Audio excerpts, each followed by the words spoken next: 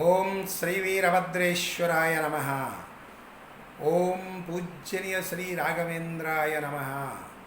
ಈಗಾಗಲೇ ನಾನು ಪೂಜ್ಯನೀಯ ರಾಘವೇಂದ್ರರ ಬಗ್ಗೆ ಒಂದು 4 ವಿಡಿಯೋಗಳನ್ನು ಮಾಡಿದ್ದೇನೆ. ಈಗ ಮುಂದಿನ ವಿಡಿಯೋದ ಬಗ್ಗೆ ಸವಿಸ್ತಾರವಾಗಿ ಹೇಳುತ್ತಿದ್ದೇನೆ. ಅಲ್ಲಿರುವಂಥ ಮಹಾಮಹಿಮ ನೆಲೆಸಿರುವಂಥ ನಾಡು ಅದೆಷ್ಟು ವಾಸ್ತು ಸಿದ್ಧಾಂತದ ಪ್ರಕಾರ ಇದೆಯೆಂದರೆ ಅದರ ಬಗ್ಗೆ ತಿಳಿದು ನೋಡಿದವರಿಗೆ ತಿಳಿಯುತ್ತದೆ. ವಾಸ್ತು ಎಂಬುವುದು ಏನು, ಒಂದು ಮಹಾನ್ ಮಹಿಮನು ಅದೆಂಥ ಸ್ಥಳದಲ್ಲಿ ನೆಲವು ಬಿಟ್ಟಿದ್ದಾನೆಂದರೆ ಅದು ಹೇಳಲಿಕ್ಕೆ ಸಾಧ್ಯವಾದ ಮಾತು. ಅದು ಅಂಥ ವಾಸ್ತು ಸಿದ್ಧಾಂತಕ್ಕೆ ಇರುವಂಥ ಸ್ಥಳವೆಂದು ನಾನು ಪುನಃ ಹೇಳುತ್ತೇನೆ. ವಾಸ್ತು ಎಂಬುವುದು ಮುಖ್ಯವಾಗಿ ಎಲ್ಲೇ ಆಗಲಿ ಯಾವುದೇ ಆಗಲಿ ಆ ಸ್ಥಳದಲ್ಲಿ ವಾಸ್ತು ಪ್ರಕಾರ ಇದ್ದರೆ ಆ ವ್ಯಕ್ತಿಗಳು, ಅಲ್ಲಿ ನೆಲೆಸಿರುವಂಥ ವ್ಯಕ್ತಿಗಳು ಮಹಾನ್ ವ್ಯಕ್ತಿಗಳು ಆಗುತ್ತಾರೆಂದು ನಾನು ಹೇಳುತ್ತೇನೆ. ಅದಕ್ಕೆ ಈಗಾಗಲೇ ತಿಳಿಸಿರುವಂತೆ ಉತ್ತರದ ವಾಯು ಬಗ್ಗೆ, ದಕ್ಷಿಣದ ಆಜ್ಞೆ ಬಗ್ಗೆ, ದಕ್ಷಿಣದ ಕಟ್ಟಡದ ಬಗ್ಗೆ ಹೇಳಿದ್ದೇನೆ. ಸರಿ, ಈಗಾಗಲೇ ಮತ್ತೆ ಹೇಳಬೇಕಂತಂದರೆ ರಾಘವೇಂದ್ರ ಪರಮಪೂಜ್ಯ ರಾಘವೇಂದ್ರನ ಮಂದಿರದಿಂದ ಹೊರಭಾಗ ಬಂದಾಗ, ಮಠದಿಂದ ಹೊರ ಬಂದಾಗ ಬಲಭಾಗದಲ್ಲಿ ಇರುವಂಥ ಅಂಗಡಿಗಳು ಅಂದರೆ ಸ್ಟೋರ್ಗಳು ಅಂದರೆ ಇತರಾದಿ ಶಾಪ್ಗಳು ಎನ್ನುತ್ತಿದ್ದಾರಲ್ಲ, ಆ ಶಾಪ್ಗಳು ನಡಿಗೆ ಇರುವುದು ದಕ್ಷಿಣದ ಆಗ್ನೇಯ ಭಾಗದಲ್ಲಿ. ಆ ದಕ್ಷಿಣದ ಆಗ್ನೇಯ ಭಾಗದಲ್ಲಿ ಇರುವಂಥ ಮಠಕ್ಕೆ, ದಕ್ಷಿಣದ ಆಗ್ನೇಯ ಭಾಗದಲ್ಲಿ ಇರುವಂಥ ಮಠ ರಸ್ತೆಗೆ, ಆ ರಸ್ತೆಯಲ್ಲಿ ನೆಲೆಸಿರುವಂಥ ವ್ಯಾಪಾರಿಗಳು ಅದು ಎಷ್ಟು ವ್ಯಾಪಾರವನ್ನು ಮಾಡುತ್ತಿದ್ದಾರೆಂದರೆ ಶ್ರೀ ರಾಘವೇಂದ್ರನ ಆಶೀರ್ವಾದದಿಂದ ಆ ಸ್ಥಳದಲ್ಲಿ ದಕ್ಷಿಣದ ಆಗ್ನೇಯ ಭಾಗಕ್ಕೆ ಹೋಗಿರುವಂಥ ಸ್ಥಳವು ಅದೆಷ್ಟು ಚೆನ್ನಾಗಿದೆ ಎಂದರೆ ಹೇಳಲಿಕ್ಕೆ ಆಗದು.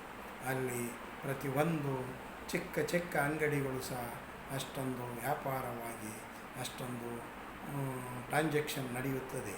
ಅಂದರೆ ಅದು ಎಷ್ಟು ಸಂಪಾದನೆ ಇರುತ್ತದೆ ಎಂದರೆ ಹೇಳತೀರದು. ಅದಕ್ಕೆ ಅಲ್ಲಿ ನಡೆಯುತ್ತಿರುವಂಥ ಆ ಶಾಪ್ ಮಾಲ್ಗಳಿಗೆ ಹೋಗುತ್ತಿರುವಂಥ ರಸ್ತೆಯೇ ದಕ್ಷಿಣದ ಆಗ್ನೇಯ ರಸ್ತೆ. ಇದು ಮುಖ್ಯವಾಗಿ ಹೇಳಬೇಕೆಂದರೆ ದಕ್ಷಿಣ ಆಗ್ನೇಯ ಭಾಗದಲ್ಲಿ ಇರುವಂಥ ರಸ್ತೆಯ ಬಗ್ಗೆ, ಅಲ್ಲಿ ಇರುವಂಥ ಅಂಗಡಿ ಮುಗ್ಗಟ್ಟುಗಳು ಪ್ರತಿಯೊಂದು ಫೋಟೋ ಆಗಿರಬಹುದು, ಪ್ರತಿಯೊಂದು ಯುವತಿ ಕುಂಕುಮ, ಪ್ರತಿಯೊಂದು ವಿಷಯವಾಗಿ ಅಲ್ಲಿ ಮಾರಾಟ ಮಾಡುತ್ತಿದ್ದಾರೆ. ಪೂಜ್ಯನ ರಾಘವೇಂದ್ರರ ಮಹಾಸ್ವಾಮಿಗಳ ಭಾವಚಿತ್ರಗಳು ಮಾರಾಟ ಮಾಡುತ್ತಿದ್ದಾರೆ. ಅಲ್ಲಿ ಪ್ರತಿಯೊಂದು ಮಕ್ಕಳ ಆಟಿಕೆ ಸಾಮಾನು ಮಾರಾಟ ಮಾಡುತ್ತಿದ್ದಾರೆ. ಆ ಸ್ಥಳದಲ್ಲಿ ವಾಸಿಸುವಂಥ ಸ್ಟೋರೇಜ್ ಕಿರಾಣಿ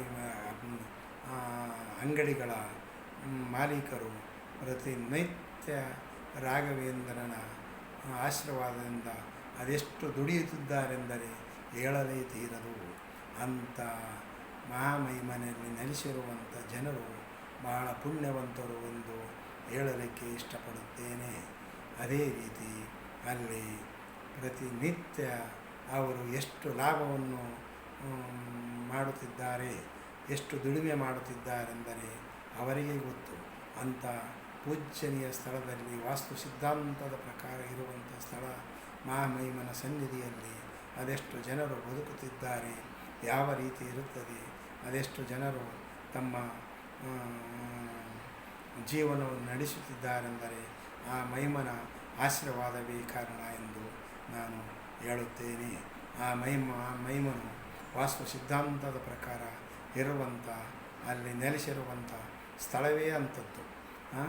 ನೋಡಿ, ಪೂಜ್ಯನೀಯ ಶ್ರೀ ರಾಘವೇಂದ್ರರು ಎಲ್ಲಿ ತಪಸ್ಸು ಮಾಡಿದರು ಅಂಥ ಸ್ಥಳದಲ್ಲೇ ಅವರು ತಪಸ್ಸು ಮಾಡಿ ಅಲ್ಲಿ ಅವರು ನೆಲೆಸಿದ್ದಾರೆಂದರೆ ಅದು ಅವರ ಎಷ್ಟು ದಿವ್ಯವಾದ ಶಕ್ತಿ ಇರಬಹುದು ಅವರ ಹತ್ತಿರ. ನೋಡಿ, ಮುಂದಿನ 300 ವರ್ಷಗಳ ನಂತರ ಇದೆಷ್ಟು ಅಭಿವೃದ್ಧಿ ಆಗುತ್ತದೆ ಎಂಬುದು ಯಾರ ಕನಸು ಮನುಷ್ಯನಲ್ಲಿಲ್ಲ.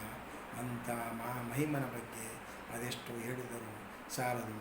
ಅದು ಆ ಸಿದ್ಧಾಂತದ ಪ್ರಕಾರ ಇರುವಂಥ ಒಂದು ಸ್ಥಳವಾದ ಕಾರಣ ಆ ಆ ಮಹಿಮನು ನೆಲೆಸಿರುವಂಥ ಸ್ಥಳವೇ ಮುಖ್ಯ ಕಾರಣ.